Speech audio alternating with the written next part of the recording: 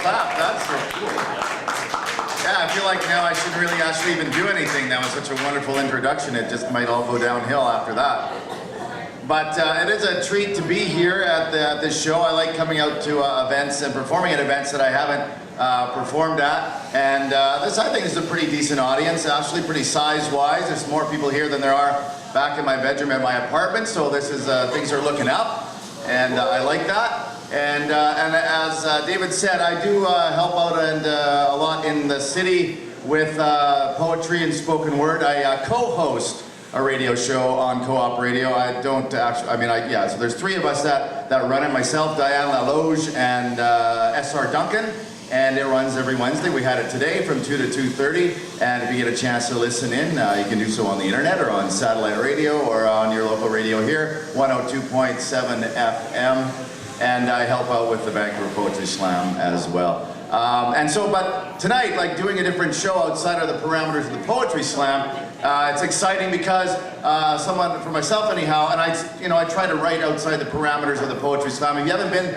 to a Poetry Slam, basically the parameters are you've got about 3 minutes to have the length of your poem, because if you start going over that, you get time penalties docked off and you don't win and all that sort of stuff. So doing shows outside of the slam, you have the opportunity to try stuff that's of different length. And so I thought for tonight I would move that chair and then talk to you also to do some really longer poems that were more than just 3 minutes long, and that I've been working on really hard and trying to get into shape, trying to mold perfectly for a night like tonight, a night at the Indies in Vancouver. I want to do that just for you. So I've got some longer form poems, and this is the first one. And so hopefully you can indulge me in it and focusing and paying attention, because it's got some great wordplay. It's really, really fantastic, I think. I mean, it might be the best thing I've ever done, but it's really long, and so I need you just to to focus and pay attention. So here we go. Okay, here we go. Are you ready? Are you okay? Okay, cool. People in glass houses shouldn't throw up. Hockey haiku. Devouring Swedes, Don Cherry poops hockey pucks. IKEA stocks drop. No, it's just so funny. It's just so good, I know.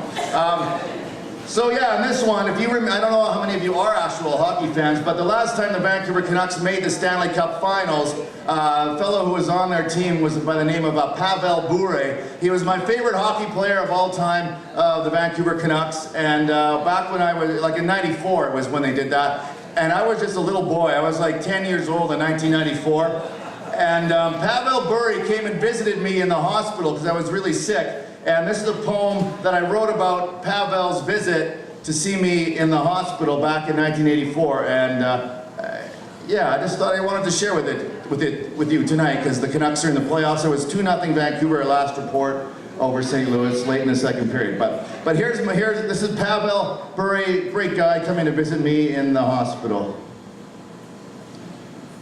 I remember his lips, Pavel's lips.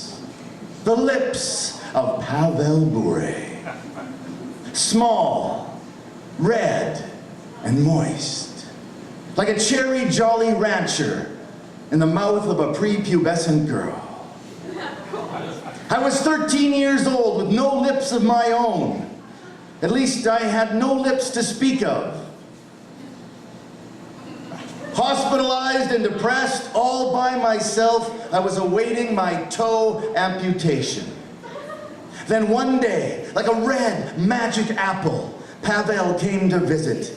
He smiled like a card trick, his lips as red as a mosquito's belly filled with blood. Pavel promised, "I'll score 2 goals for you tonight.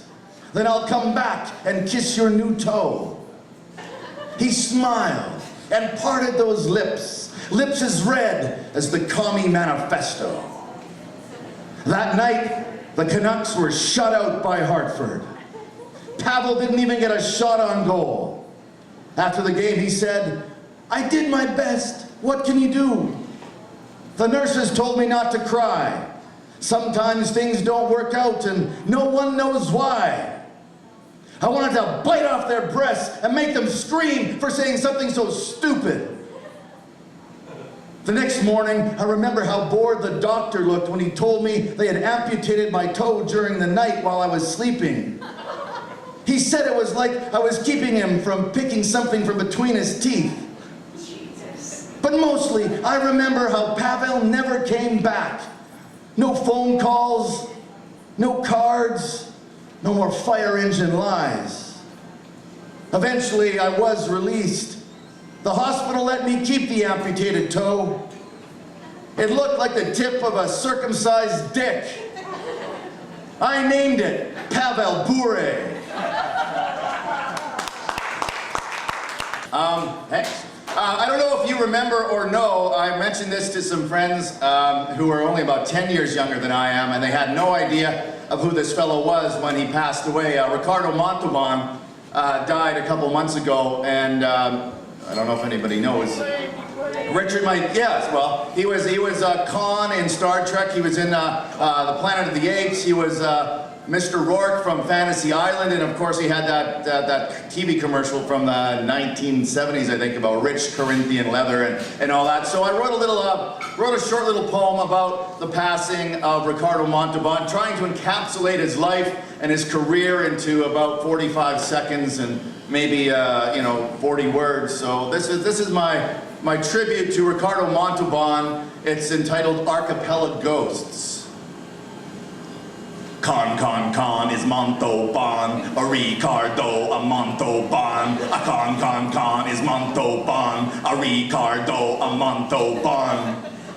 From Planet of the Apes to Corinthian leather, Mr. Rourke and Tattoo kept that island together. If only his fantasy was never to die, then I could still laugh and I wouldn't cry.